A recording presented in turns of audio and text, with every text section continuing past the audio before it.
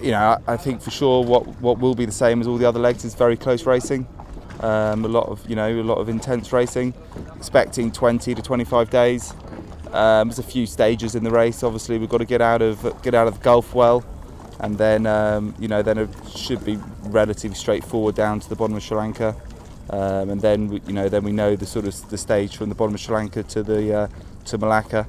Obviously, Malacca could be a restart. There's going to be lots of tricky stuff going on there. Then you've obviously got Singapore Straits, lots of ships, lots of potential hazards there, basically.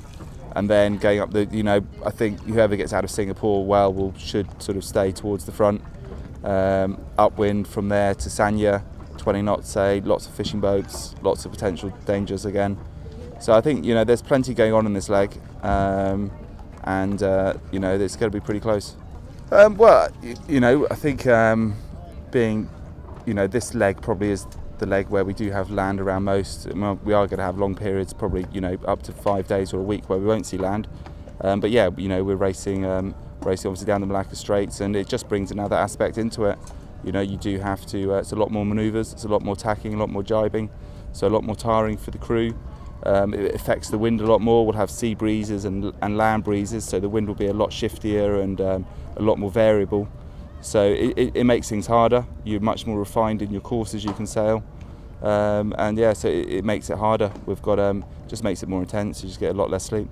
Yeah, I mean, obviously it's a big loss not having Iker on board, but he's had other commitments which he hasn't been able to get out of. But Chabby can step up to that role.